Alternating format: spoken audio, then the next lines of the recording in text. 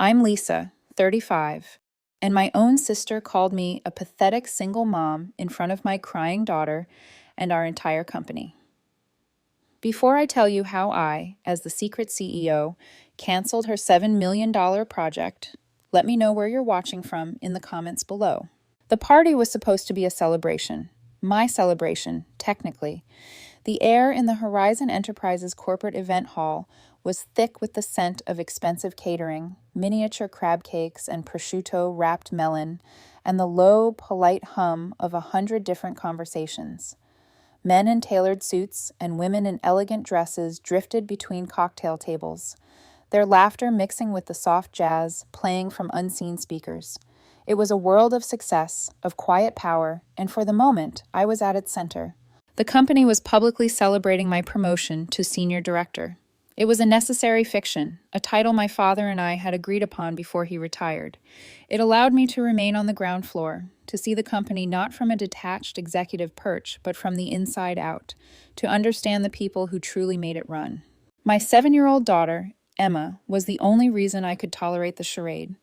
She was my whole world, a bright little star in a navy blue velvet dress, her eyes wide with a child's pure excitement at all the fancy decorations and endless supply of Shirley Temples. She was holding a small plate with a cookie the size of her face. Her smile made every fake handshake and polite nod worthwhile. My parents, Margaret and Harold, stood nearby, beaming with a pride that felt both genuine and, as I would soon learn, tragically misplaced. Then I saw her cutting a path through the crowd like a shark sensing blood. My younger sister, Natalie. She was weaving between executives, a champagne flute sloshing precariously in her hand, a sneer already twisting her lips. I felt that old familiar knot tighten in the pit of my stomach, the one that always appeared when Natalie had been drinking and felt the need to perform. She stopped directly in front of me, planting her feet with a deliberate sway. The small circle of VPs I was talking with fell silent, sensing the shift in the atmosphere. Well, well, look at my big sister. Natalie's voice was a decibel too loud, slurring just enough to be obnoxious. The successful single mom. She gestured theatrically with her glass toward Emma, who had just looked over at the sound of her aunt's voice, her giant cookie halfway to her mouth. Look at you, she continued, her voice dripping with a contempt so thick it was almost tangible. Even your husband couldn't stand you, had to run off with someone better.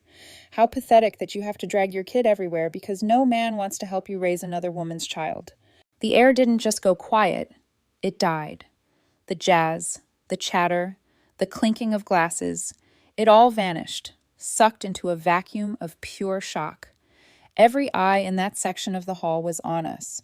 I saw Emma's face crumple as if she'd been struck. The cookie dropped from her hand, landing with a soft, unnoticed thud on the plush carpet.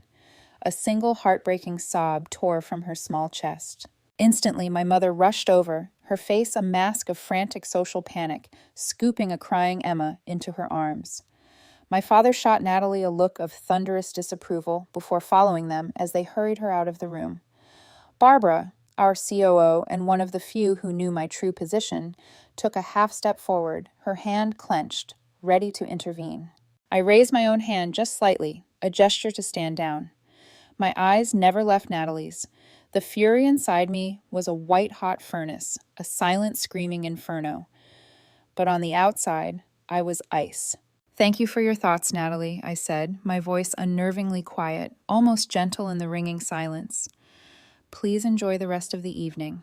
I turned my back on her and walked away, leaving her standing there in a sea of shocked, averted gazes. She might have thought she'd won. She might have thought she'd finally landed a blow that would put me in my place. She had no idea what she had just unleashed.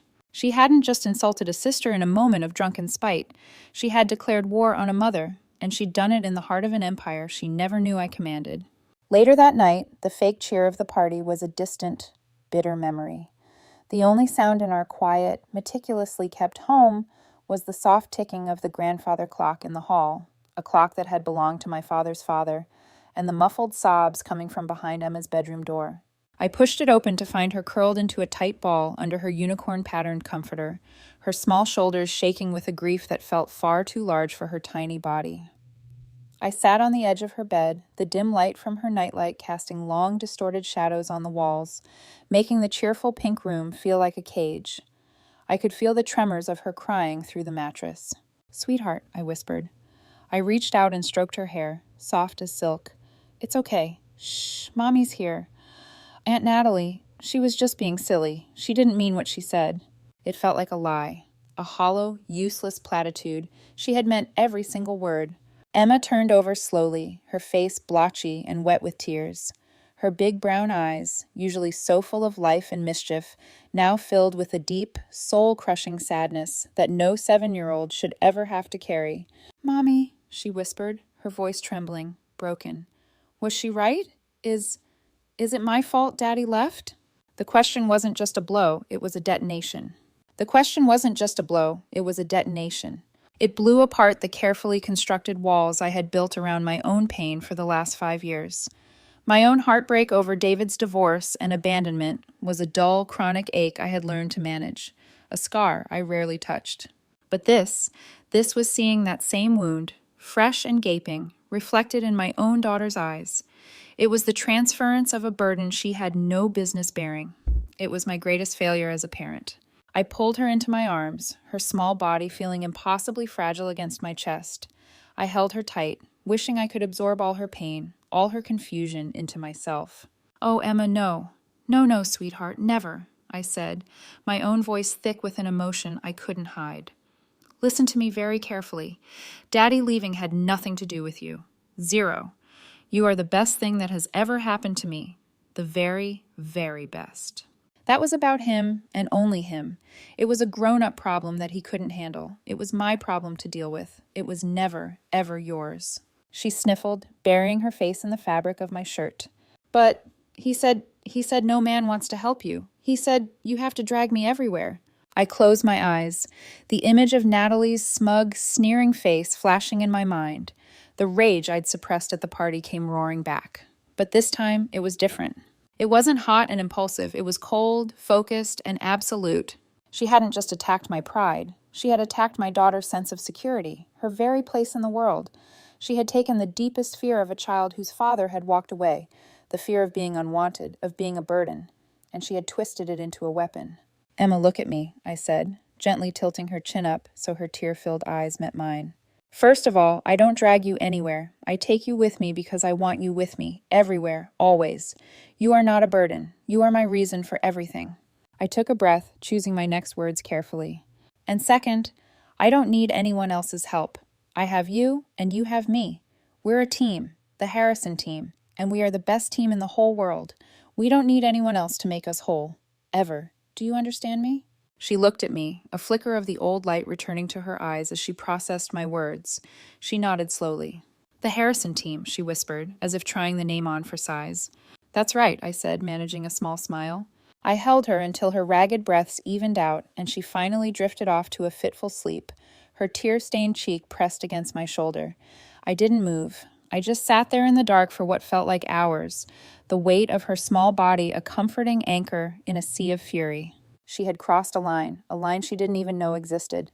This wasn't about a drunken insult at a party anymore. This was about protecting the sanctity of my child's heart. And for that, there was no price I wouldn't pay, no consequence I wouldn't enforce. My mind, unable to rest, drifted back to a crisp autumn afternoon a few years ago. A walk I took with my father shortly after he had announced his retirement to the board.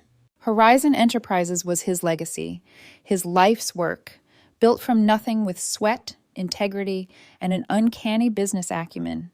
He was a titan of industry, a name that commanded respect in rooms I hadn't yet entered. But to me, he was just Dad. We were walking the familiar path along the lake near my parents' house, the fallen leaves a carpet of red and gold crunching under our feet. He had just informed the board that I, his only daughter, at least in his mind who was capable, would be his chosen successor. But he had a condition, one that had surprised me at the time. "Lisa," he'd said, his voice carrying the same quiet authority that could command a boardroom of 50 people.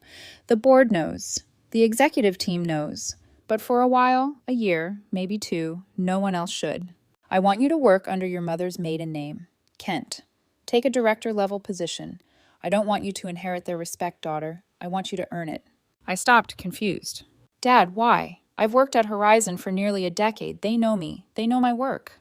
He stopped with me and turned, his gaze serious, his eyes crinkling at the corners as they always did when he was about to impart a lesson.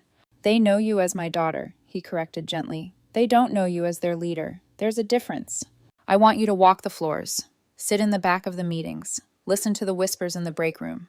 I want you to see the company from the ground up, not from the top down. See who the real players are when the boss's daughter isn't in the room. See who is loyal, who is ambitious, who is just coasting. A title gives you authority, Lisa, but understanding gives you power, true power." He put a heavy hand on my shoulder, a gesture that was both grounding and weighty. "This company is more than just balance sheets and profit margins. It's 300 employees. It's 300 families. It's mortgages and college funds and retirements. It's a responsibility. Before you take my chair, I need to know you feel the weight of theirs. Don't just be the boss. Be their leader." At the time, I understood it as a final brilliant business lesson, a test from the master. Tonight, sitting in the dark, holding my sleeping daughter, I finally understood its true depth. My father hadn't just given me a challenge. He had given me a gift, a cloak of invisibility.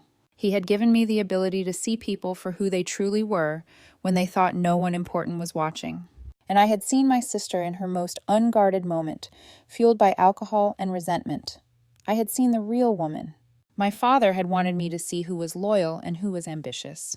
He never could have imagined that the most toxic ambition, the most profound disloyalty, would come from within his own family, from his other daughter. The weight of his legacy felt heavier than ever, not just as a business to run, but as a standard of character to uphold, a standard Natalie had just spit on in front of my entire team.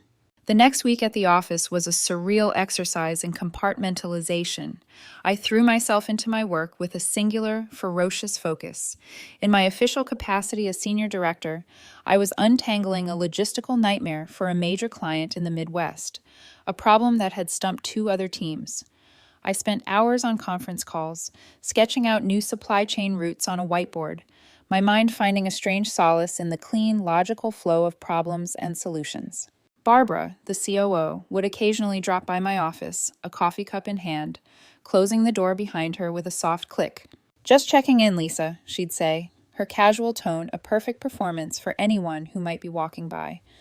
But her eyes, sharp and intelligent, were asking a different question. "How are you holding up?" "I'm fine, Barbara," I'd reply, my voice low. My focus was on the mission. "Now give me an update. What's the chatter on the floor?" "Natalie is riding high," she said, her expression grim as she took a seat. "She's telling anyone who will listen that she's days away from closing the global tech deal. She's acting like she's already been promoted. The bonus from a $7 million contract? She's already spending it in her head. She thinks she's untouchable." "Nobody is untouchable," I said, the words tasting like metal in my mouth. "Keep an eye on her expense reports for this project. I want to see every lunch, every trip." "Already on it," she said with a grim smile. I saw her untouchable act for myself later that afternoon. I passed her in the hallway near the marketing department. She was holding court with a few junior project managers, her voice loud and boastful, her hands gesturing expansively. She was talking about the new Tesla she was going to buy, debating the merits of the Model S versus the Model X. She caught my eye over the heads of her audience and gave me a smirk, a look that was pure condescending pity. "See, this is real success," she said to the group, loud enough for me to hear. "This is power, not rushing home at 5 to play mommy." She excused herself from her admirers and swaggered over to me, clapping me on the shoulder in a gesture that was meant to look friendly, but felt like she was marking her territory. "Hey, Liz," she said, lowering her voice to a conspiratorial whisper. "No hard feelings about the other night, right? You know how it is. A few too many glasses of bubbly, just sisters being sisters." I just looked at her, my face a blank mask. "Right? Good.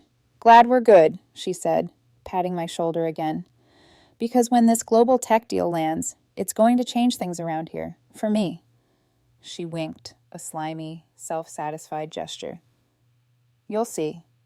Some of us are made for the big leagues. It's just in the blood, you know? In the blood." The phrase hung in the air between us, thick with an irony so profound it was almost suffocating. She had no idea. She walked away, rejoining her sycophants, leaving me with a cold, hard certainty. She didn't just see me as a rival to be surpassed. She saw me as an inferior, an obstacle to be dismissed. And she believed her success was a birthright, a matter of genetics. It was time, I realized, to teach her a brutal lesson about the difference between what you think you're owed and what you've actually earned.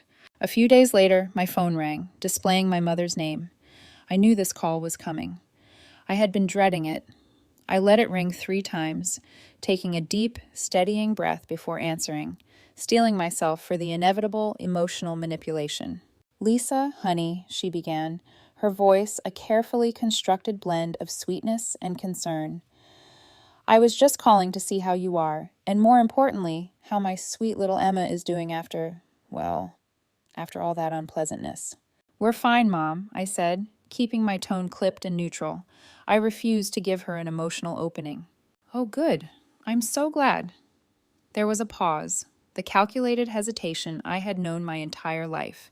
It was the wind-up before the pitch. "Listen, honey, about your sister. I know she was out of line, terribly, terribly out of line. But you know how she gets when she's had a few drinks, and she's been under so much pressure with this big project at work. She's not herself." The excuses. They always started with the excuses. For 35 years, I had listened to a rotating list of reasons for Natalie's behavior. "She's younger than you. She's more sensitive. She's just trying to find her way. She's passionate. She didn't mean it." It was a masterclass in enabling, a script she had perfected over decades. "She made my daughter cry." "Mom," I said, my voice dangerously level. "She said it in front of my colleagues and my entire executive team. There is no amount of pressure or alcohol that excuses that." I know," she said, and I could hear the quiver starting in her voice. This was the next stage. The tears designed to soften me up, to make me feel guilty for holding my ground. "But she's your sister. Family is the most important thing, Lisa. You can't let something like this come between you. She's so sorry. She feels just awful about it." The lie was so blatant, it was almost insulting. "Really? Because I haven't heard from her. Not a text, not a call. If she's so sorry, why is she having you deliver the apology?" A frustrated sigh hissed through the phone. The tears weren't working, so it was time for tactic number 3, guilt. "Lisa, don't be so difficult. You're the older sister. You've always been the more successful one, the more stable one. You have to be the bigger person here. It's your responsibility to forgive. Just let it go. For me. For the sake of keeping the peace in this family." Keeping the peace. That phrase. It was the anthem of my childhood. Keeping the peace meant letting Natalie break my favorite toy and then being told to share.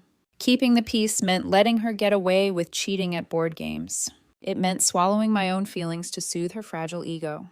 It meant accepting a fundamental unfairness, because rocking the boat was the greatest sin of all.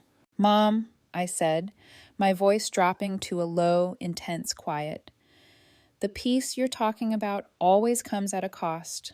My cost. And this time, the price was my daughter's tears and her sense of safety. So no, I will not let it go. The price is too high." I ended the call before she could launch into another volley of pleas. I leaned back in my office chair, the silence of the room pressing in on me. My mother's call wasn't about forgiveness. It was about restoring the old order. It was about maintaining the dysfunctional family dynamic where Natalie's feelings were paramount and mine were collateral damage. But the dynamic had shifted permanently. She just didn't know it yet. That weekend, I drove out to my parents' house alone. Emma was with a friend. I needed to do this without her. I found my dad in his workshop out back, the air thick with the clean, sharp scent of sawdust and old varnish. He was methodically sanding a piece of dark oak, his movements slow and practiced. He looked up when I came in, and I saw the deep weariness etched around his eyes. He knew this wasn't a casual visit. "Lisa," he said, his voice a low rumble. He set down the sandpaper and wiped his hands on a rag. "Dad." We stood in a comfortable silence for a moment, a silence forged by years of understanding each other without needing many words. "Your mother told me she called you," he said finally. He wouldn't meet my eye, instead focusing his gaze on the intricate grain of the wood in front of him. "She did," I said. "She delivered the usual script, that I should be the bigger person and let it go." He sighed, a deep, heavy sound that seemed to carry the weight of 30 years of frustration. "Your mother. She's a good woman, but she loves peace. Sometimes I think she loves it more than she loves justice." He finally looked straight at me, his blue eyes, so much like my own, filled with a profound sadness and regret. What Natalie did, what she said to you, and about Emma, that was wrong. There's no excuse. I saw her face, Lisa. That's not something a grandfather forgets. It was the most direct validation I had ever received from him regarding the dynamic with Natalie. My father was a man of quiet, unshakable integrity, but he too had often been swayed by my mother's relentless pursuit of a conflict-free home. He had chosen the path of least resistance too many times. I'm not sure what to do, Dad, I admitted, the words feeling strange and foreign in my mouth. I was the one who always had the plan, the solution. He picked up the piece of wood again, running his thumb over the perfectly smooth surface. When I was first building the company, he said slowly, his voice distant with memory, I had to fire a woman I'd known for 20 years, my head of sales, a friend. We'd coached Little League together. But she got sloppy. She started padding her expense reports, cutting corners with clients, and she put a major contract at risk. It was one of the hardest things I ever had to do. My heart told me to give her another chance, to look the other way. But my head told me I was responsible for the livelihoods of the hundreds of other employees who were counting on me to make the tough calls, to protect the integrity of the company. He looked at me again, his gaze unwavering, and I knew he was no longer talking about his old friend. Sometimes, Lisa, the most loving thing you can do for someone is to let them stand in the rubble of their own choices. Protecting them from the consequences doesn't help them. It just enables them to build a bigger mess next time. He was talking about an employee, but we both knew he was really talking about his daughter, my sister. He was giving me his permission. More than that, he was telling me it was my duty. He was reminding me of the lesson he taught me on our walk by the lake. Leadership is a responsibility. I left his workshop with a heavy heart, but also with a spine of steel. The conflict wasn't just about a family squabble anymore. It was about the core principles on which Horizon was built.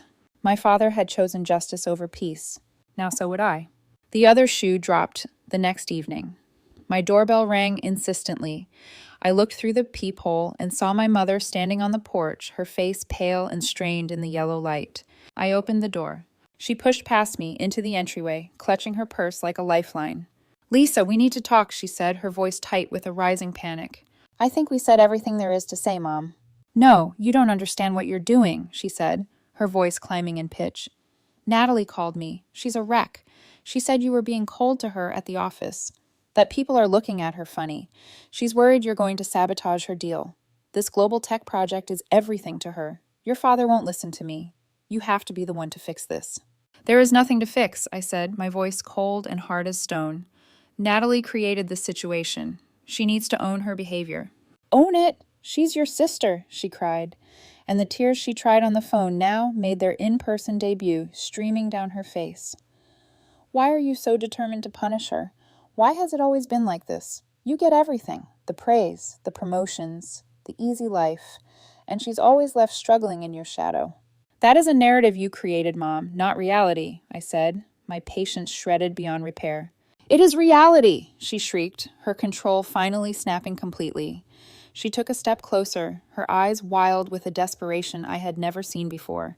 You don't get it. You can't possibly understand how she feels. She's always felt like she doesn't belong, like she's second best, especially since she found out. A cold dread, sharp and sudden, snaked its way up my spine. Found out what? Her face crumpled, the fight draining out of her, replaced by a torrent of panicked confession. The words came tumbling out in a desperate, broken whisper, a secret she had carried for so long it had become toxic. That you're adopted, Lisa. She found out a few years ago. She was looking for some old bank statements in your father's desk for a mortgage application. And she found them. The adoption papers.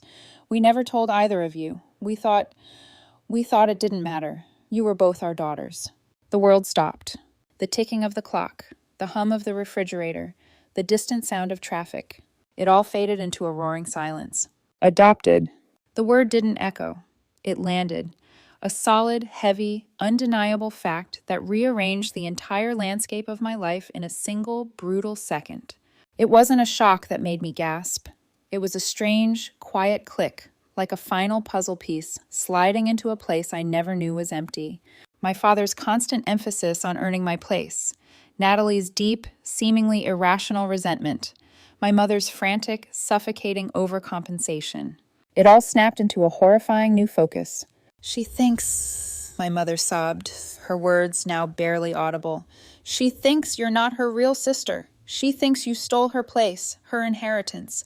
She thinks you've taken everything that should have been hers by right. I just stared at her, at this woman who was my mother, but not my mother.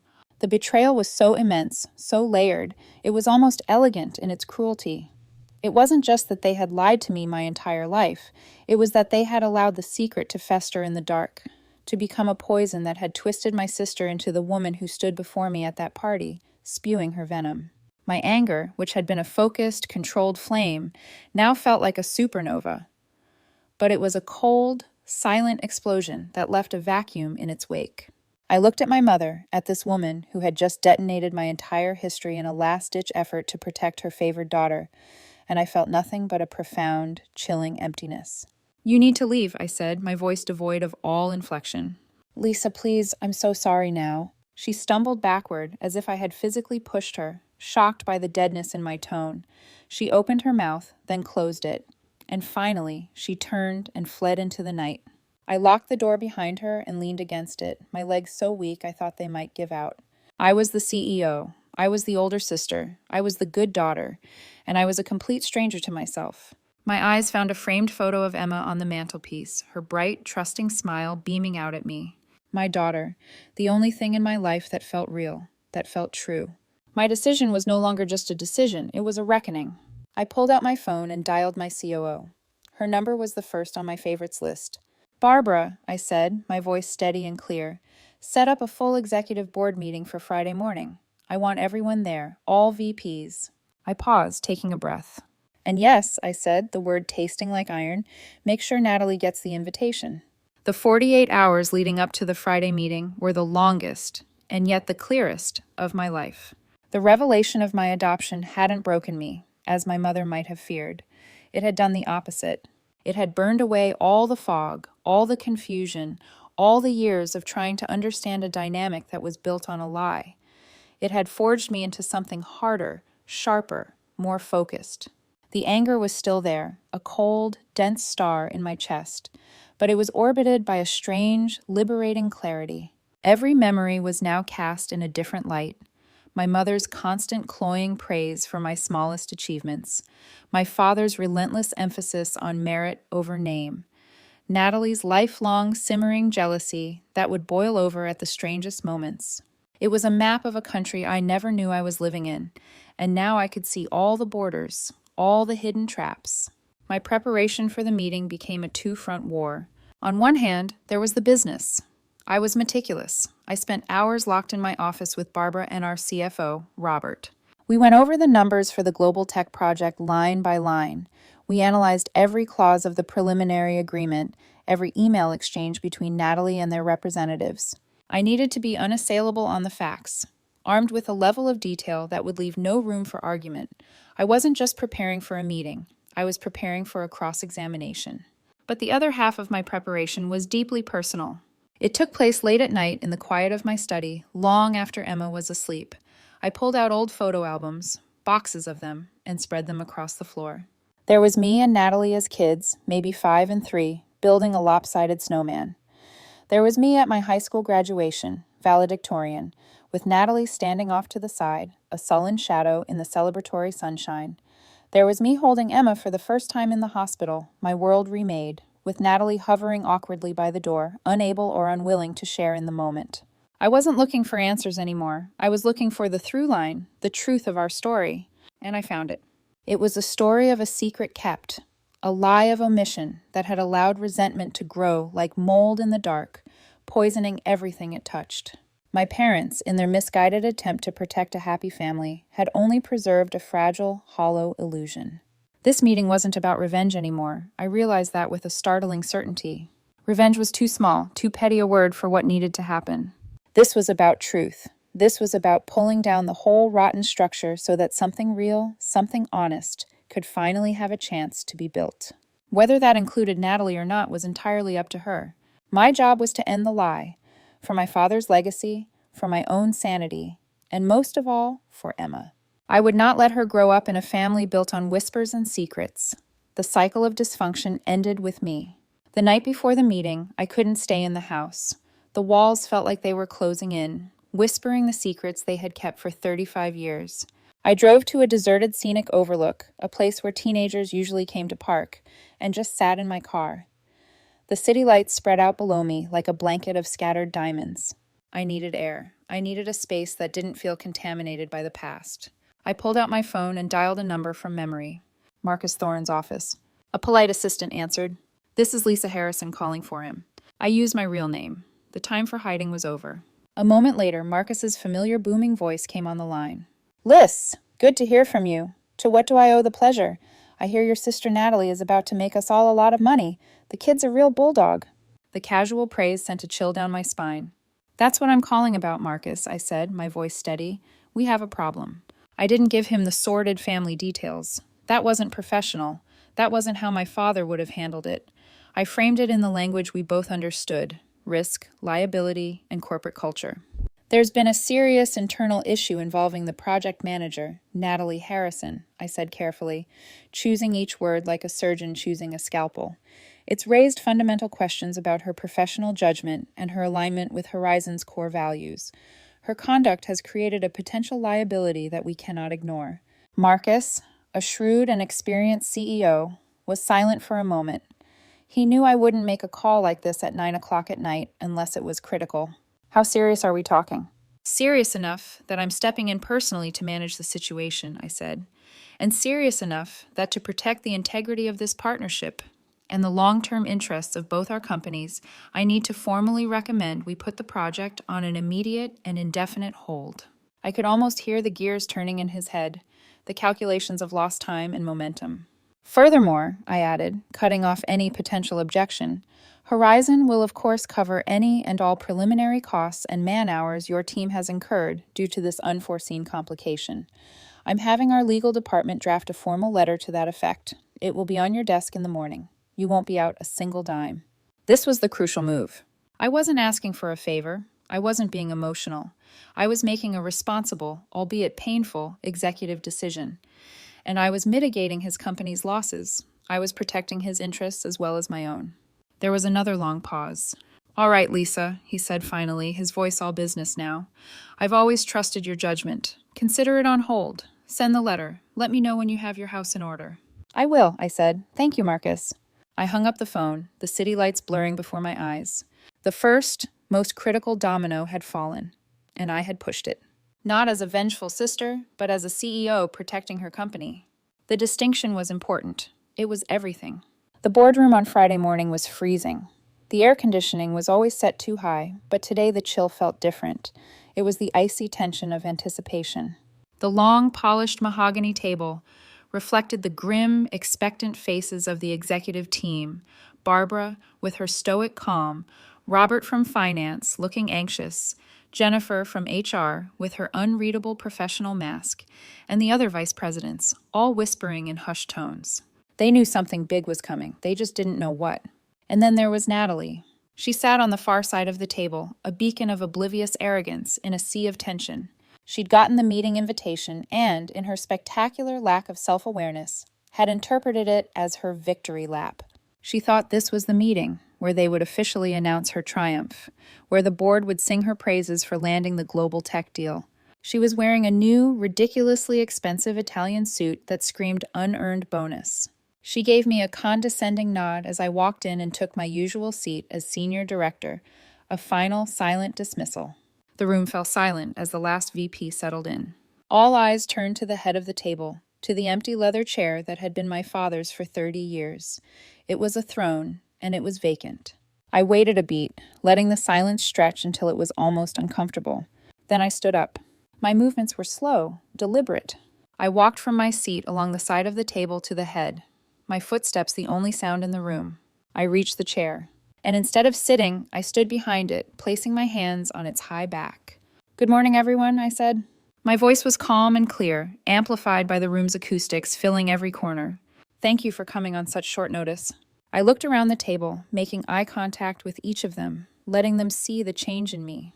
My gaze finally settled on my sister. Her smirk was starting to falter, replaced by a flicker of confusion. This wasn't following her script. For the past 2 years, I continued, my voice resonating with an authority they hadn't heard from me before, many of you have known me as Lisa Kent, your Senior Director of Strategic Projects. It was a role my father and I created before his retirement.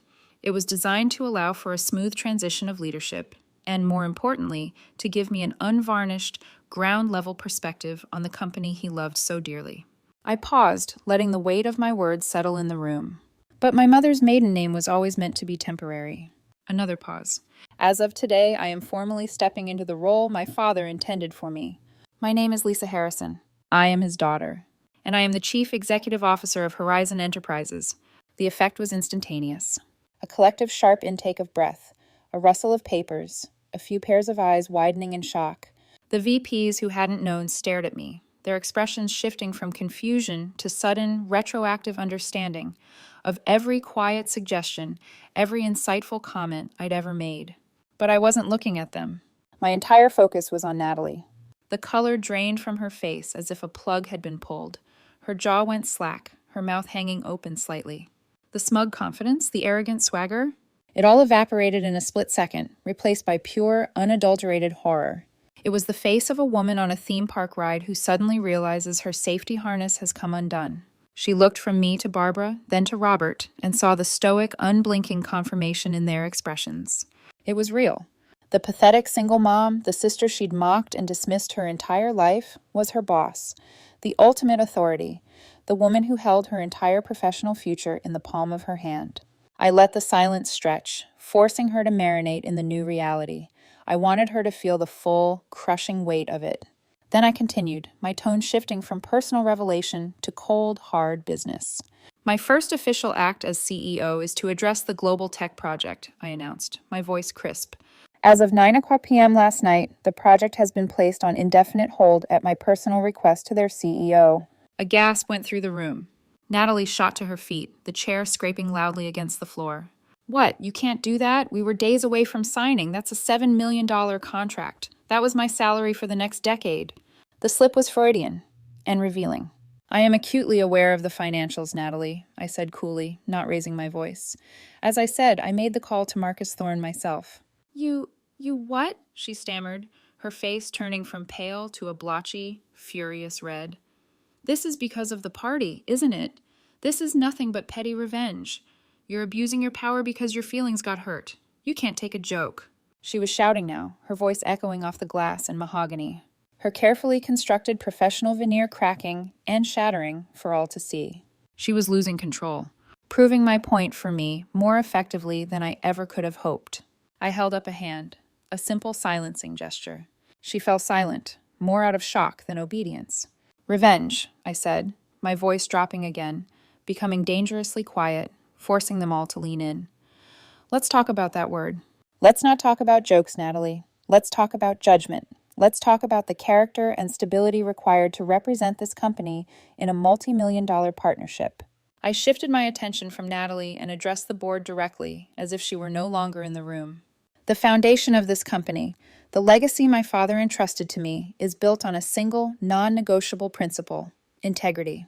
Integrity is about respect, not just for our clients, but for every single person who works under this roof. Then I turned my eyes back to Natalie. They felt like lasers, pinning her to her chair. So, Natalie, I said, my voice soft, but each word a hammer blow. This has nothing to do with me being your sister. This has to do with you being a senior manager at my company. So please, enlighten the board.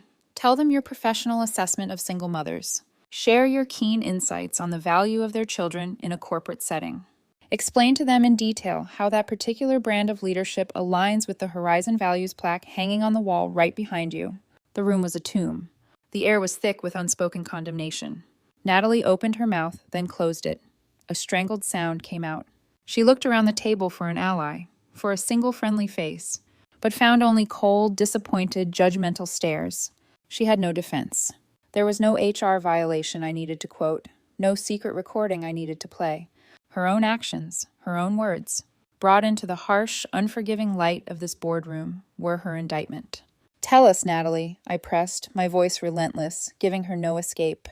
What is the ROI on basic human decency? I'm curious to see how it fits into your projections.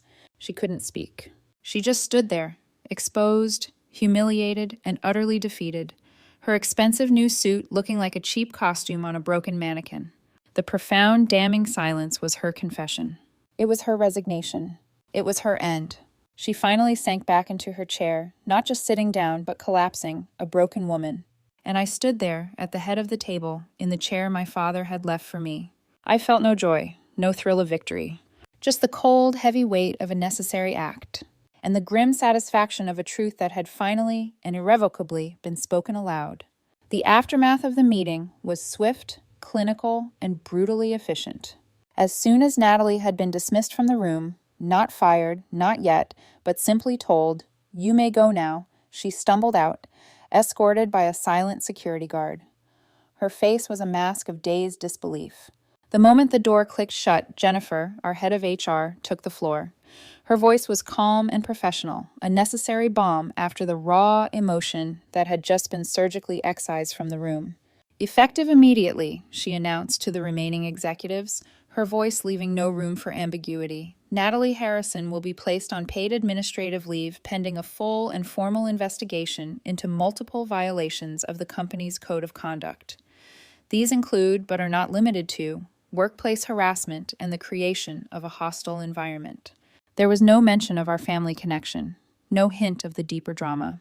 In this room, she was an employee who had crossed a line, and I was the CEO enforcing it. The lines had been drawn in permanent ink. Her entire project portfolio, Jennifer continued, including all materials, communications, and assets related to the Global Tech Initiative, will be immediately transferred to Rachel Peters, Director of Operations. I saw a few subtle nods of approval around the table. Rachel was a brilliant, strategic, and hardworking manager who had been consistently overlooked for years, often because Natalie had either taken credit for her work or politically maneuvered her out of key projects. This wasn't just about removing a toxic element, it was about correcting a systemic flaw. It was about rewarding merit, not just ambition. "The board expects a full transition plan on my desk by end of day." "That is all," I said, my voice firm, signaling the end of the discussion. The meeting was over. As the executives filed out, faces a mixture of awe, relief, and a healthy dose of fear, Barbara lingered behind. She closed the door quietly. "Are you all right, Lisa?" she asked, her usual professional demeanor softened by genuine concern. "I am," I said, and I was surprised to find that it was true. A great suffocating weight had been lifted from my shoulders. "Barbara, I want a full, discrete audit of Natalie's past performance reports and project outcomes for the last 3 years. I want to know if anyone else was marginalized, had their work misappropriated, or was passed over for a promotion they deserved because of her." Barbara nodded, a look of grim understanding on her face. "I'll get right on it. I have a feeling Rachel isn't the only one who's been waiting for this day." The great impersonal machine of the corporation was moving on. The problem was being handled. But as I looked out the boardroom window at the sprawling city below, I knew the corporate consequences were only half the story. The family fallout, the true reckoning, was yet to come. The investigation didn't take long. In fact, Natalie provided all the evidence we needed herself. Being on leave, cut off from her work email, her corporate credit card, her title, and her inflated sense of importance, seemed to shatter what little was left of her self-control. She didn't try to steal data or commit some grand act of corporate espionage. Her downfall was much more pathetic, much more personal, and ultimately, much more damning. She started sending emails. Not from her work account, of course, but from a new, anonymous address with a childishly transparent name like truthteller@mail.com, mail to truthteller@mail.com. The emails were sent to Rachel, the manager who had taken over her projects. They were filled with bitter, childish insults, questioning her competence, her experience, her leadership. She accused her of stabbing her in the back, of being my corporate pet. She tried to undermine her authority with the team she had just inherited, sending similar messages to a few of her former team members, calling Rachel a fraud. It was a fool's errand, a digital temper tantrum. The Horizon IT department, a team of highly skilled digital detectives I had personally invested in, traced the anonymous emails back to an IP address registered at a Starbucks 2 blocks from Natalie's house within hours. They pulled the security footage from the coffee shop for the corresponding timestamps. And there she was. The footage was grainy, but unmistakable. My sister, hunched over her laptop in a public place. Her face a mask of impotent rage as she typed out her own career suicide note. Jennifer brought the printed report to my office and laid it on my desk without a word. The evidence was absolute. "This is a clear, unambiguous violation of the terms of her administrative leave," she said, her voice somber but firm. "It's targeted harassment of a colleague. It's a deliberate attempt to sabotage a company project. This moves it from a simple HR issue to grounds for immediate termination, for cause." She paused. "We have more than enough to let her go, Lisa. And frankly," she added, looking me in the eye, "we have grounds to pursue legal action for damages if you wanted to." I looked at the report, at the grainy still frame of my sister looking so small, so bitter, so lost. This wasn't a cunning villain from a movie. This was a woman flailing, drowning in her own resentment, and trying to pull everyone else down into the murky water with her. Pursuing a lawsuit felt like kicking a woman who was already down. The goal was never to destroy her. It was to remove the poison from my company, and I hoped, from my family. "No lawyer," I said decisively. "No legal action. Just terminate her employment. Send the standard severance package required by state law. And that's it. I want it over, cleanly." Jennifer nodded, a flicker of relief in her eyes. "I'll handle it personally." She left, and I was alone again in the quiet of my new office. The professional ties were severed. She was no longer my employee. She was just my sister, and somehow that felt infinitely more complicated and 1,000 times heavier. 3 months can feel like a lifetime, or the blink of an eye. The chaos of that Friday meeting, the subsequent termination, the family drama, it had all settled into a new, more productive rhythm. At Horizon, my leadership was no longer a secret, and the transparencies had an unexpectedly positive effect on company morale. People seemed more engaged, more willing to speak up with new ideas, knowing that the woman at the top had walked in their shoes and valued integrity over politics. Rachel Peters was thriving. She had not only salvaged the global tech relationship, but, with her calm competence and strategic vision, had actually expanded its scope into a new 10 million partnership. The company was healthier, stronger, and more profitable than ever. More importantly, my home was healthier. The suffocating cloud of unspoken tension that had lingered for years had finally lifted. Emma was back to her bright, bubbly, carefree self. The terrible question she'd asked that awful night had never been repeated. She felt safe again. She felt cherished. And that was the only victory, the only bottom line that truly mattered to me. We were at the park on a brilliantly sunny Saturday afternoon. The air was crisp with the promise of fall.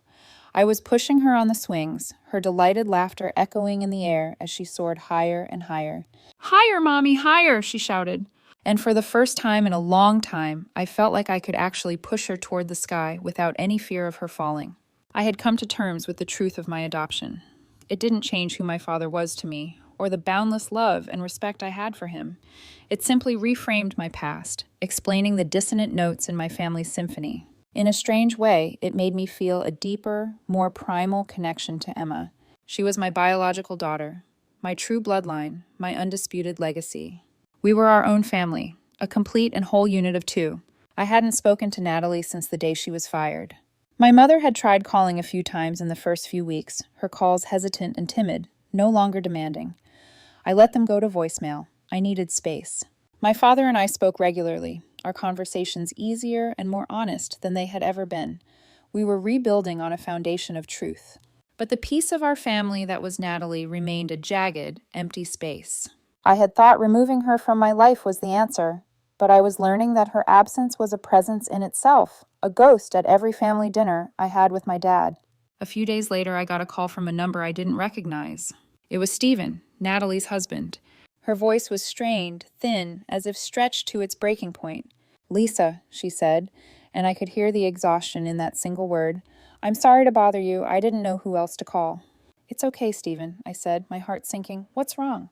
"It's Natalie," she said, her voice cracking. "She's not doing well. She barely leaves the house. She lost the promotion, the job, everything. She just sits in the dark watching TV or nothing. She won't talk to me. She won't talk to anyone. I'm worried about her, Lisa. Really worried." I felt a pang of something I didn't want to name. It wasn't pity, not exactly. It was a flicker of that old, ingrained responsibility, a ghost of the older sister I had always been expected to be. What do you want me to do, S. Stephen? I asked, my voice gentle. I don't know, she admitted, her voice dropping to a whisper. I just thought you should know. I knew what I had to do. It was the last, hardest step in this whole miserable affair. I drove to their suburban house that evening.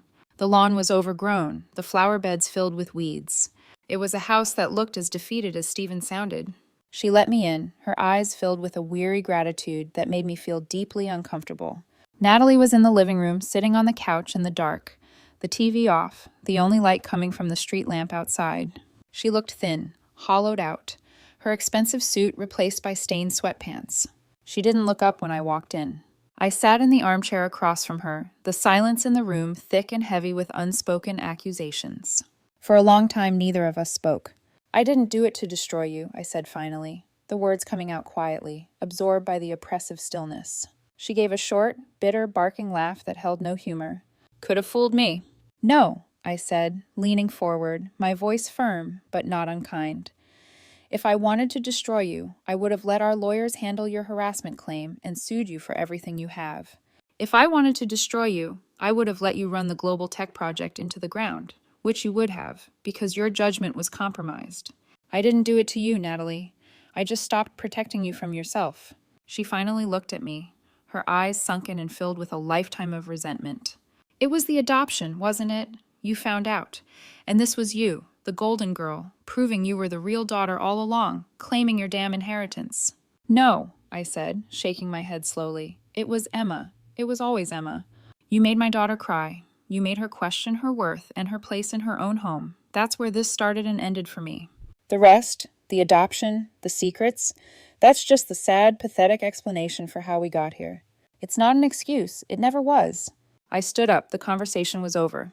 You need help, Natalie. Not because you lost a job, but because you're filled with a poison that's eating you alive from the inside out. And it's hurting everyone who tries to love you. Get help. Not for me, not for Mom and Dad. For yourself, for your wife. I walked out of the house without looking back, leaving her alone in the dark. The next day at the office, I called Jennifer, our head of HR, into my office and closed the door behind her. I need some information, I said, my tone making it clear this was not a typical business request. Off the record, I want the name of the best corporate psychologist or therapist our employee assistance program recommends. Not just anyone, the best. Someone who specializes in professional burnout, narcissistic personality traits, and anger management. She looked at me, her intelligent eyes showing no surprise, only quiet understanding. She knew the full story, the professional side at least. I can get that for you, Lisa. This has nothing to do with Horizon Enterprises, I clarified, needing the boundary to be absolute. The company's business with Natalie Harrison is concluded. This is a personal matter. She nodded. Of course, I understand completely. Later that day, she slid a plain, unmarked envelope onto my desk while delivering another report. Inside was a single sheet of paper with a name and a phone number. Dr. Alastair Finch. I didn't call the number myself. That would have been another form of control, another intervention. I put the piece of paper into a new envelope. I didn't write a note. I didn't offer to pay. I didn't issue any ultimatums. I simply addressed it to Stephen. It wasn't a solution. It was a tool, a potential lifeline, a path out of the darkness that I couldn't force her to take. It was all I could do. I couldn't fix her. I couldn't erase the years of bitterness my parents' secret had cultivated, but I could offer her a chance to fix herself. I had finally, painfully, learned the difference between helping someone and enabling them. I had protected my company. I had protected my daughter's heart and her future custody of happiness. And now, in this one small, anonymous act, I was trying to be what I was supposed to be all along, a sister. The rest was up to her. 2 more months went by. Life moved on, as it always does. The sharp edges of the drama began to soften into memory. The holidays were approaching, and a quiet, authentic sense of peace had settled over my home. Then one afternoon, a letter arrived in the mail. It was a simple white envelope addressed to me in handwriting that was instantly, painfully familiar. My heart gave a tight, nervous lurch. With a sense of trepidation, I slid my finger under the flap and opened it. Inside was a single sheet of lined paper torn from a spiral notebook. The note was short, the handwriting shaky. Lisa, I'm in a program. Stephen made me go. This is hard. They make you look at things you don't want to see. They talk about accountability. Thank you. Natalie. Just that. Not an apology, not really, not a promise of a changed future or a mended relationship. But it was more than I had ever expected. It was an acknowledgement. It was a start. It was a single flicker of light at the end of a long, dark, miserable tunnel. I folded the letter carefully and put it in my desk drawer. It wasn't the happy ending of a movie, but it was something much more valuable. It was a real one. That evening, I was helping Emma with a homework assignment at the kitchen table. She was drawing a picture for a school project titled My Family. With a focused, tongue out of the corner of her mouth expression, she drew me, tall and smiling, holding her hand.